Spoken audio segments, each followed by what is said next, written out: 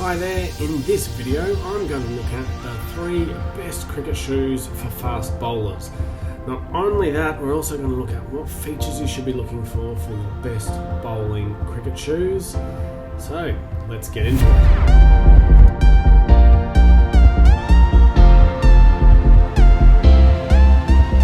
Hi there, how you going? My name's John Osborne. I'm an APodA certified sports podiatrist and currently a PhD candidate at La Trobe University, as well as being a podiatrist dedicated to looking after cricketers and cricket injuries. Today, what we're going to look at is my guide for the 3 best cricket shoes for fast bowlers. As cricket season approaches, right now in Australia here, we're looking at getting into pre-season, and people are going to be out, you're all going to be out looking for cricket shoes. Fast bowlers particularly, most of their injuries are going to be shin splints and shin pain, stress fractures and stress reactions, ankle sprains, and a whole bunch of other issues that relate to the lower leg and lower limb pain, which often comes from a foot mechanical problem, particularly given the speeds and the volumes of running that you fast bowlers are going to get out there and do. So shoes are really important for you bunch. As a whole, shoes designed specifically for bowlers, they tend to be heavier than those designed for batters or all-rounders. However, that weight is due to the features that are designed to keep you bowling fast and injury-free.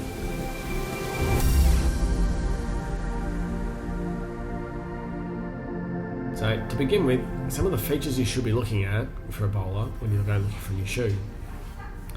You need good traction as number 1. First foot landing for bowlers is the ultimate difference in your speed production. If you hit that ground and get good contact and a whole lot less movement, you will bowl faster. In turn, you don't want to slip too much in the shoe. If you're slipping a bucket load inside that shoe, so fast bowlers will hit the ground and then they'll slide inside the shoe because of the force of the shoe itself hitting the ground. But that slipping contributes to speed loss. It can also contribute to lack of control of the foot and ankle, which may in turn increase the amount of stress, particularly through your shins. It does also affect the type of shoe that you're going to buy. So you might accommodate for all that sliding by buying a shoe that's too big or perhaps too small. And then, if you're sliding in the shoe and constantly hitting the end of it, your toenails aren't going to thank you either. Number 3 would be toe reinforcement. Bowlers have a really heavy landing on first contact, so you really need a reinforced toe to withstand the pounding that bowlers will give their shoes, much more so than anybody else on the cricket field. The last one is what we call a low heel height differential. So that's the difference between the heel at the back and the forefoot down here at the front. Because you don't want to have a large difference between your heel height and your forefoot height. If you're sitting really high up in the heel, then you have less control over your ankle as you hit the ground and then take off to try and make your delivery. Caveat here though, there are going to be some circumstances, depending on an injury, where we need to increase that heel height. And that's going to be very much person to person dependent. If you have a low heel height to forefoot in the shoe, then we as a podiatrist or as a health professional, we can fiddle with making you changing that and making it bigger. So, onto the shoes.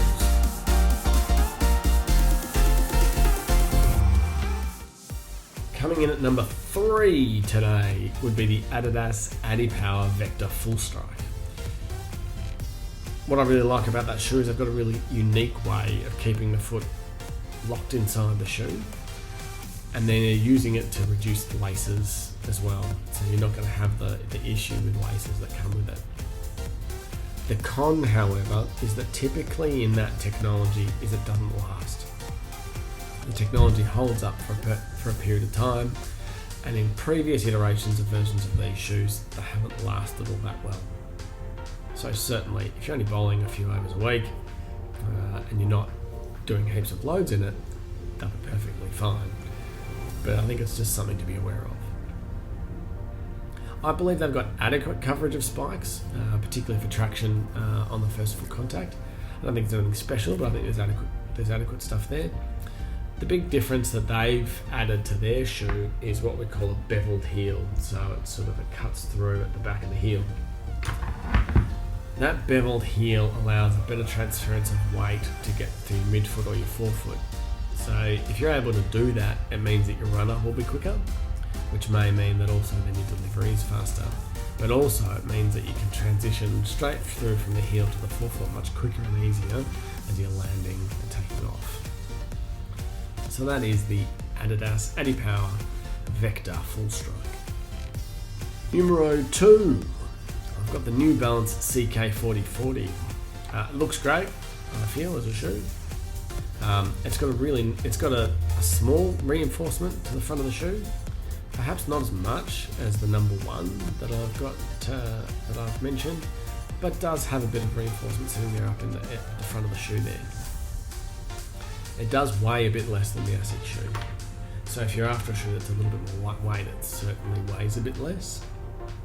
And I love their new spike configuration. So when we're talking about that traction, I love all the extra lateral spikes they've got. They've got one extra one that sits there. So for those that are really getting a lot of height in their jump before they hit and land, or those that are striking really on the outside of their foot, think Mitchell Stark. It's a really great position. They've got a really great location of some of those spikes to accommodate for that lateral foot strike landing. Finally, my number 1 shoe is the ASICS Speed Menace. I happen to have an example here, and they've got a lot of coverage of spikes right here in the toes to allow for that really good traction at first foot contact. They have gone a little bit further back, a little bit deeper into the shoe as well, in order for as the foot strikes and lands. Perhaps not as good as the New Balance option, but still pretty adequate. It's a really comfortable shoe.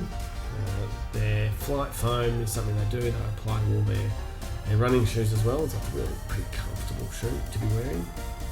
And they have a really nicely rubberized, reinforced toe at the toe box. So for any of those bowlers that try to hit a couple of balls occasionally as well, it'll help those. But also, as the bowler drags that back foot through, you'll be able to hold up for some of that durability choice. The thing you'll notice on both the New Balance and the ASICS is that they've got this Velcro grip down here at the front. That's designed to try and keep your foot solidly locked into the shoe so you're not sliding around a whole lot. There are some other modifications you can make to try and resist that as well, to the lacing and so on. But the Velcro also manages to keep your laces out of the way. So that's my top 3 shoes for bowlers. Reach out, send me a message if you've got any other questions about it. Don't forget to like, subscribe, and I'll catch you with the 3 best batting shoes.